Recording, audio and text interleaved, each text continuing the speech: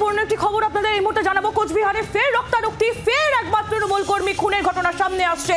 খুন করা হয়েছে তৃণমূল কর্মীকে, এমনই অভিযোগ সামনে এসেছে। তৃণমূল কর্মী সঞ্জয় বর্মন, তাকে কোচবিহারের মাথাভাঙার জোরপাটকির কাছে খুন করা হয়েছে বলে ঘটনা জানা যাচ্ছে। দুই ব্যক্তির বিবাদ থামাতে যান সঞ্জয় বর্মন এবং সেই সময় তার মাথায় শাবলের আঘাত করা হয়।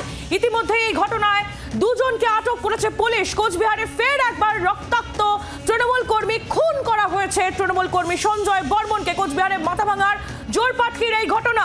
দুই ব্যক্তির বিবাদ থামাতে গিয়ে সঞ্জয় বর্মন, তৃণমূল কংগ্রেস নেতা কর্মী, তার প্রাণ গিয়েছে বলে খবর পাওয়া যাচ্ছে। দেবজ্যোতি কাহালি আমাদের প্রতিনিধি রয়েছেন আমাদের সঙ্গে টেলিফোন লাইনে। দেবজ্যোতি, কি জানা যাচ্ছে? ফের একবার তৃণমূল কর্মী খুন।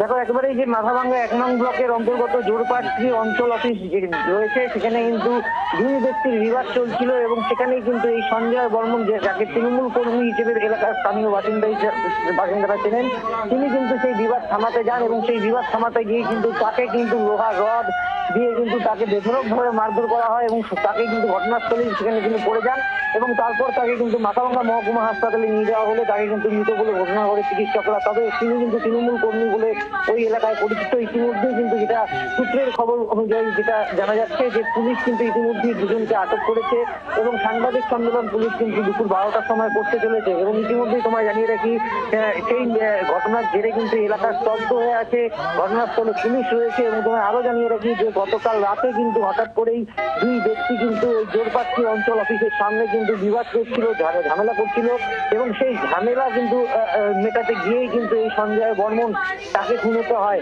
তবে ইতিমধ্যেই পুলিশ গোটা ঘটনার তদন্ত শুরু করেছে। দেবজ্যোতি, এই ঘটনা কি রাজনৈতিক নাকি এর পেছনে অন্য কোনো কারণ রয়েছে, নাকি সঞ্জয় বর্মন তাকে টার্গেট আগে থেকেই করা হয়েছিল, সেই বিষয়ে পুলিশ কিছু আলোকপাত করতে পেরেছে নাকি বিবাদ থামাতে গিয়ে এই দুর্ঘটনা ঘটেছে? দেখো, প্রাথমিকভাবে যে খবর পাওয়া যাচ্ছে যে বিবাদ মেটাতে গিয়েই কিন্তু এই খুন হয়েছে তৃণমূল কর্মী এবং এখানে কিন্তু কোনো রাজনৈতিক কোনো সম্পর্ক নেই। কিন্তু একেবারে দেবজ্যোতি, এবং দুপুর 12টার সময় সাংবাদিক সম্মেলন করে পুলিশের তথ্যে কি বলা হয় সেদিকে আমাদের নজর থাকবে। তুমিও নজর রাখো। ধন্যবাদ তোমায়। বাংলার আওয়াজ, বাঙালির আবেগ, জি 24 ঘন্টা।